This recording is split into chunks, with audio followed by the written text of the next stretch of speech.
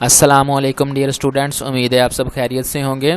आज का हमारा बायो का लेक्चर है एडिक्टिव ड्रग्स। पिछले लेक्चर में हम इसकी डेफिनेशन पढ़ के आए थे कि वो ड्रग्स जिनका डिपेंडेंट हो जाता है इंसान, यानी कि जो नशे के आदी हो जाते हैं, वो ड्रग्स जो हैं वो एडिक्टिव ड्रग्स में आ जाती हैं। यानी कि ये ड्रग्स अब बॉडी की फेमिलियर हो जाती हैं। अगर ऑर्गेनिजम्स या ह्यूमन बीइंग इनको ना इस्तेमाल करें तो वो अपने नॉर्मल फंक्शन ठीक तरीक़ा से नहीं कर पाते। आज हम देखेंगे कि एडिक्टिव ड्रग्स कौन कौन सी होती हैं। The following are the major categories of addictive drugs. सबसे पहला नंबर है sedatives. These drugs interact with central nervous system to depress its activity. यानी कि ये ड्रग्स जो हैं वो सेंट्रल नर्वस सिस्टम पे एक्ट करती हैं और उसकी डिप्रेस इट्स एक्टिविटी, उसके काम को डिप्रेस कर देती हैं, स्लो कर देती हैं, बहुत कम कर देती हैं। Sedative drugs induce dizziness, lethargy, slow brain function and depression. इस यानी कि जो लोग इसके आदी होते हैं उनको डिसीजनेस चक्कर आते हैं, सुस्ती छा जाती है उन पे, स्लो ब्रेन फंक्शन, उनका जो ब्रेन का फंक्शन है वो स्लो हो जाते हैं, एंड डिप्रेशन, वो डिप्रेशन का शिकार हो जाते हैं।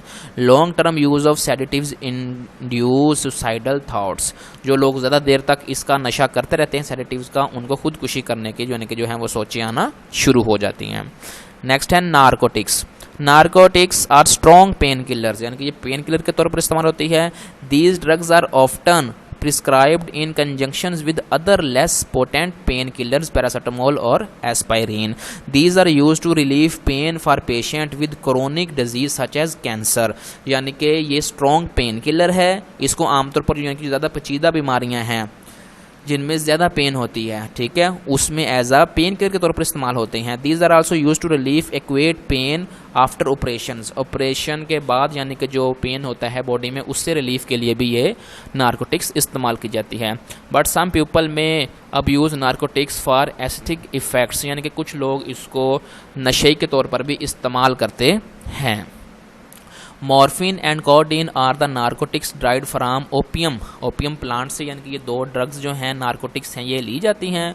Morphine acts directly on central nervous system to relieve pain. जो मॉर्फिन है वो सेंट्रल नर्वस सिस्टम पे डायरेक्टली एक्ट करता है और कुछ देर के लिए पेन से निजात देता है। Morphine has a high potential for addiction. जो मॉर्फिन है यानी कि इसके लोग बड़ी जल्दी आदी हो जाते हैं। The most commonly abuse narcotic heroine is a semi synthetic drug from morphine. जो इसकी मोस्टली कॉमन टाइप जो है वो हीरोइन है, ठीक हो गया। It effects on central nervous system and cause drowsiness. ये ड्रग्स जो मोस्टली सेंट्रल नर्वस सिस्टम पे एक्ट करती हैं, काजेज ड्राउजीनेस। ड्राउजीनेस हम बोलते हैं गनूदगी आना। अब गनूदगी क्या होती है कि जैसे कि हमारे यानी कि नींद आते हैं, हमें बार बार हमारे यानी कि आंखें पूरी नहीं खुलती, हमें ऐसा लगता है कि जैसे हमें नींद आ रही होती है। साइड बॉक्स हैं, इनको भी देख लेते हैं। In many western countries heroin is prescribed as a strong analgesic under the name of diamorphine. It's use includes treatment of acute pain such as in several physical trauma, myocardial infarction, post surgical pain etc. Foreign country में जो western countries हैं उनके अंदर जो heroine है उसको as यानी कि allergenic under the name of diamorphine, diamorphine के नाम उन्होंने ड्रग को दिया हुआ है। इसको वो इस्तेमाल करते हैं इक्वेट पेन, यानी कि जिसमें ज़्यादा दर्द होती है, जिन बीमारियों में जैसे कि कोई चोट लग जाए, चोट के वक्त बाद बहुत पेन होती है, मायोकार्डियल इन्फेक्शन, दिल की कोई बीमारी हो, या पोस्ट सर्जिकल पेन या ऑपरेशन के बाद जो दर्द होता है, उससे रिलीफ के लिए इसको एज आ मेडिसिन इस्तेमाल करते हैं। नेक्स्ट है G hallucinogens. Hallucinogens are the drugs that cause change in perception, thought, emotion and consciousness. Hallucinogen जो ड्रग है ये यानी कि परसेप्शन, सोचने का यानी कि जो है व्यू, थॉट्स, इमोशंस और कॉन्शियसनेस, इसको ही वो चेंज कर देती हैं। The group include mescaline which comes from a cactus plant, पैस्कोलिन विच कम्स फ्राम मशरूम, यानी कि ये मशरूम से बनाई जाती हैं। Physiologically hallucinogen effects on the sympathetic nervous system. ये जो हमारा दो पेरिफेरल नर्वस सिस्टम में जो पार्ट है सिंपैथेटिक नर्वस सिस्टम, उसके ऊपर इफेक्ट करती है। काजिंग डेलिएशन ऑफ प्यूपल, हमारी आँख का जो यानी कि आई बॉल है उसको फैला देती है। कॉन्स्ट्रिक्शंस ऑफ सम आर्टरीज, जो कुछ खून की नालियों को ये कॉन्ट्रैक्ट कर देती है। And rise in blood pressure, और ब्लड प्रेशर भी बढ़ सकता है।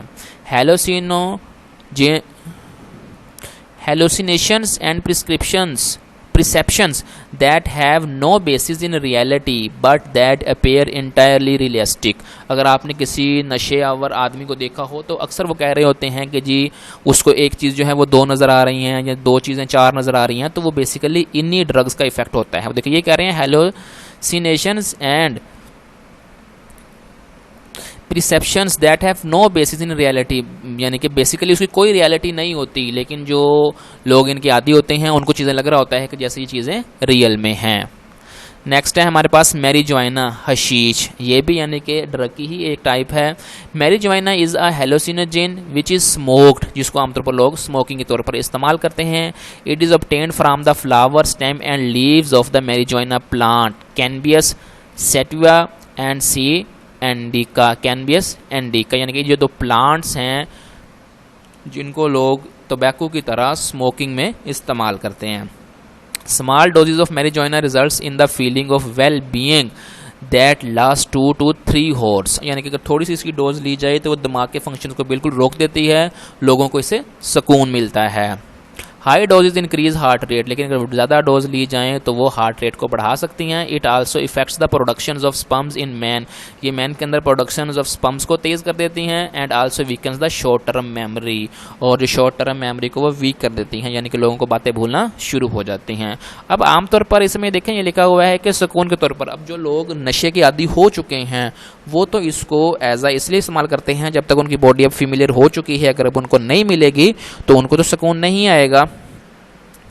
Marijuana is one of the most commonly use drug in the world. Marijuana जो है वो मोस्टली कॉमनली यूज ड्रग है जो कि इस्तेमाल की जाती है।